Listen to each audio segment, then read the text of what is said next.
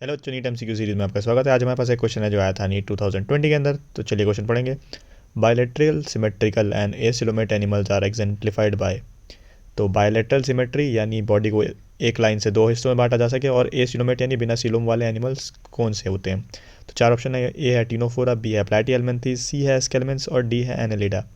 तो नीचे मैंने एक एनसीईआरटी रेफरेंस दिया हुआ है ये फाइलम प्लैटीहेलमिन्थीज के बारे में। इसके अंदर क्या लिखा है, फ्लैट वॉर्म्स आर बायलेटरल। तो प्लैटीहेलमिन्थीज इसको फ्लैट वॉर्म भी कहते हैं क्योंकि इनकी बॉडी डॉर्सोवेंट्रली फ्लैटेंड होती है। और symmetrical triploblastic and acoelomate animals. तो फ्लैट वॉर्म बायलेट्रिकल सिमेट्रिकल भी होते हैं और एसिलोमेट भी होते हैं। तो इस क्वेश्चन का जो हमारा आंसर हो जाएगा, उसमें डायरेक्टली हमसे पूछा था बायलेटरल सिमेट्री और एसिलोमेट कौन से होंगे, तो हो जाएंगे प्लैटीहेलमिन्थीज। देखते हैं प्लैटीहेलमिन्थीज कौन सा ऑप्शन में है। तो बी ऑप्शन हमारा प्लैटीहेलमिन्थीज है, तो चलिए उसको मार्क कर देते हैं। तो thanks for watching, please like share and subscribe for more videos. Hello बच्चों, नीट एमसीक्यू सीरीज में आपका स्वागत है। आज हमारे पास एक क्वेश्चन है जो आया था नीट 2019 के अंदर। तो चलिए क्वेश्चन पढ़ेंगे। Consider following feature. नीचे दिए गए फॉलोइंग फीचर के हिसाब से हमें जो नीचे ग्रुप ऑफ एनिमल्स दिए गए हैं उनके कैरेक्टरिस्टिक को मैच करना है। तो पहला क्या है, organ system level of organisation. दूसरा है बायलेटरल सिमेट्री। तीसरा है true coelomate with segmentation of body. तो चलिए देख लेते हैं। नीचे जो मैंने मार्क कर रखे हैं 3 बॉक्सेस रेड कलर से, उसके अंदर ये सारे कैरेक्टर्स हैं जो हमें चाहिए, जो हमारे क्वेश्चन बता रहा है। तो एनालिडा, ऑर्थोपोडा और कॉर्डेटा, यही 3 होते हैं जिनके अंदर सेगमेंटेशन होती है, बाकी कोई सेगमेंटेड नहीं होता। तो एनालिडा, ऑर्थोपोडा और कॉर्डेटा सेगमेंटेड होते हैं। इन तीनों के अंदर organ system level of organisation होता है और तीनों के अंदर बायलेटरल सिमेट्री पाई जाती है ट्रू सिलोमेट के साथ। तो देख सकते हैं मैंने मार्क कर रखा है सबके अंदर, इन दोनों, ये रहा एनालिडा ऑर्थोपोडा और ये रहा कॉर्डेटा। अब हम देखेंगे तो ये सबके अंदर ये सारे कैरेक्टर्स हैं जो हमें ये क्वेश्चन कह रहा है। तो चलिए ऑप्शन ऐसा देख लेते हैं जिसके अंदर एनालिडा, ऑर्थोपोडा और कॉर्डेटा एक साथ। तो बी ऑप्शन हो गया हमारा, चलिए उसको मार्क कर देते हैं। Thanks for watching, please like share and subscribe for more video. Hello बच्चों, नीट एमसीक्यू सीरीज में आपका स्वागत है। आज हमारे पास एक क्वेश्चन है जो आया था नीट 2020 के अंदर। तो चलिए क्वेश्चन पढ़ेंगे। Which of the following statement are true for the phylum Chordata. Phylum Chordata के बारे में नीचे 4 स्टेटमेंट्स दी गई है, उनमें से कौन कौन सी सही है ये पूछा गया है। तो चलिए स्टेटमेंट पढ़ेंगे। In urochordata notochord extend from head to tail and its present throughout their life. Urochordata के बारे में क्या लिखा हुआ है, यहाँ पे लिखा हुआ मैंने, urochordata notochord is present only in larva tail, गलत स्टेटमेंट हो गई। दूसरी है, in vertebrata notochord is present during the embryonic period only.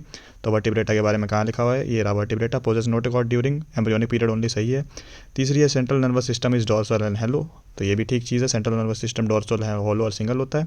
इसके बाद D statement, chordata is divided into 3 subphyla, hemichordata, tunicata and cephalochordata. तो ये लिखा है ये urochordata, tunicata, cephalochordata and vertebrata. तो ये गलत हो गया क्योंकि यूरोकॉर्डेटा और ट्यूनिकेटा एक ही होते हैं, सिफेलोकॉर्डेटा और वर्टिब्रेटा। तो 3 होगा, यूरोकॉर्डेटा, सिफेलोकॉर्डेटा, वर्टिब्रेटा। तो ये गलत स्टेटमेंट है। तो हमारी सही स्टेटमेंट कौन कौन सी हो गई, बी एंड सी। तो डी स्टेटमेंट, डी इस क्वेश्चन का आंसर हो गया। तो उसको मार्क कर देते हैं। Thanks for watching, please like share and subscribe for more videos.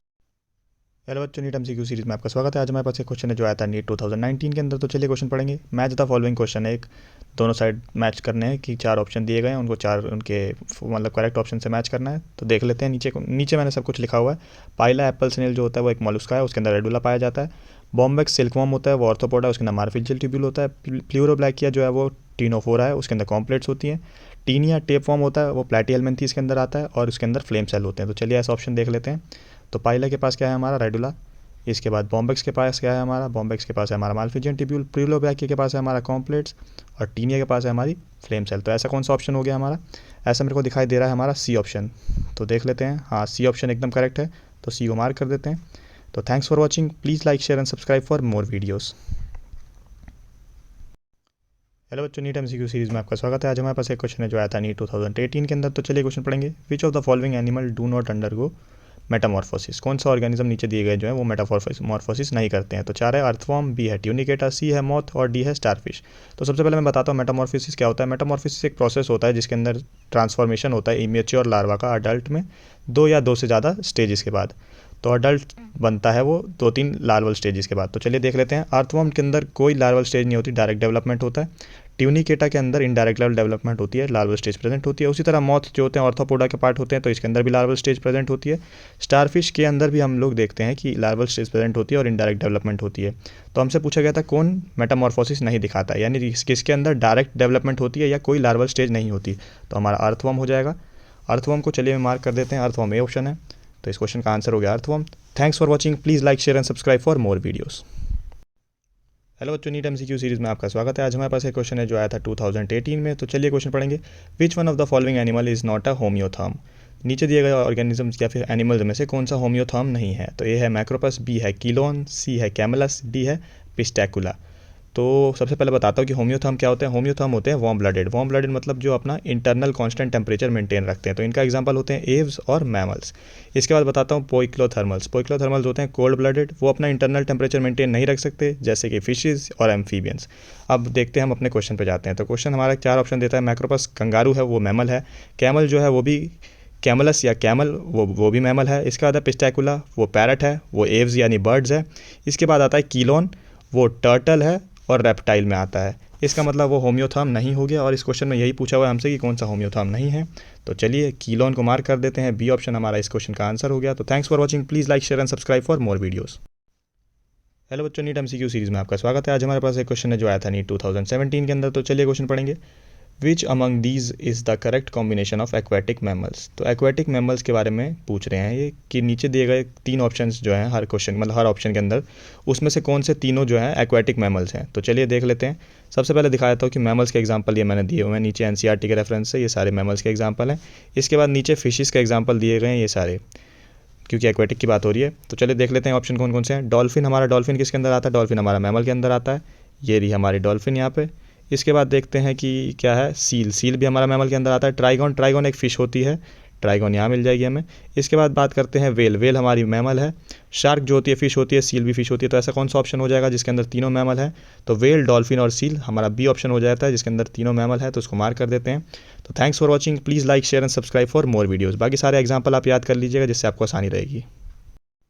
Hello बच्चों, नीट एमसीक्यू सीरीज़ में आपका स्वागत है। आज हमारे पास एक क्वेश्चन है जो आया था नीट 2017 में। तो चलिए क्वेश्चन पढ़ेंगे। In case of poriferans the spongiocoel is lined with flagellated cell called. Poriferans के केस के अंदर स्पॉन्जियोसील जो कैविटी होती है वो कौन से सेल से लाइंड होती है? फ्लैजिलेटेड सेल की बात हो रही है।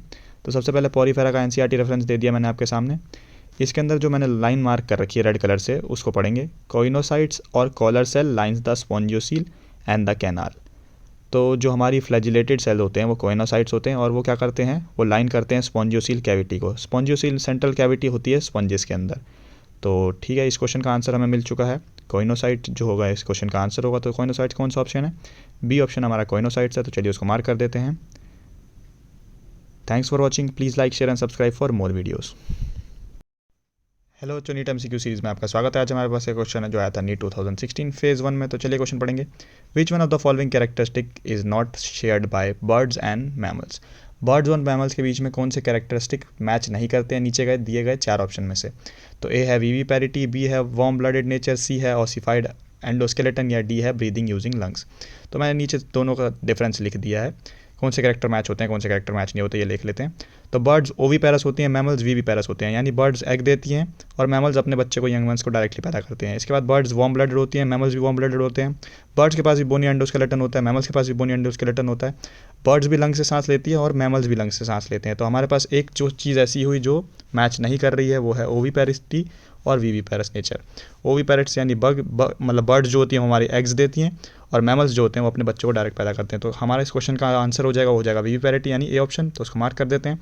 Thanks for watching, please like share and subscribe for more video. Hello बच्चों, नीट एमसीक्यू सीरीज़ में आपका स्वागत है। आज हमारे पास एक क्वेश्चन है जो आया था नीट 2016 में। तो चलिए क्वेश्चन पढ़ेंगे। Which of the following feature is not present in the phylum arthropoda. नीचे दिए गए फीचर्स में से कौन सा फाइलम ऑर्थोपोडा के फीचर नहीं है? तो 4 फीचर क्या क्या है? पैरापोडिया, बी जॉइंटेड अपेंडेजेस, सी है काइटिनस एक्सोस्केलेटन, और डी है मेटामरिक सेगमेंटेशन। तो ये एनसीईआरटी रेफरेंस है ऑर्थोपोडा फाइलम का। तो सबसे पहले ग्रीन से जो लिखा है उसके अंदर क्या है, सेगमेंटेड बॉडी होगी।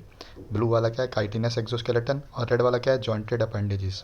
यानी 3 चीज़ें कौन कौन सी हो गई, जॉइंटेड अपेंडेजेस, काइटिनस एक्सोस्केलेटन और मेटामेरिक सेगमेंटेशन या सेगमेंटेड बॉडी। तो ये तीनों चीज़ें होती हैं। इसके बाद बचता है आखिरी पैरापोडिया। पैरापोडिया हमारा फाइलम ऑर्थोपोडा में नहीं दिखाई देता है, वो दूसरे फाइलम में दिखाई देता है, और वो मूवमेंट के लिए या लोकोमोशन के लिए इस्तेमाल होता है। तो इस क्वेश्चन का जो आंसर हो जाएगा वो हमारा हो जाएगा ए ऑप्शन यानी पैरापोडिया। वो फाइलम ऑर्थोपोडा में नहीं होता। तो इस क्वेश्चन का जो आंसर उसको मार्क कर देते हैं ए ऑप्शन को। तो मार्क कर दिया। Thanks for watching, please like share and subscribe for more videos.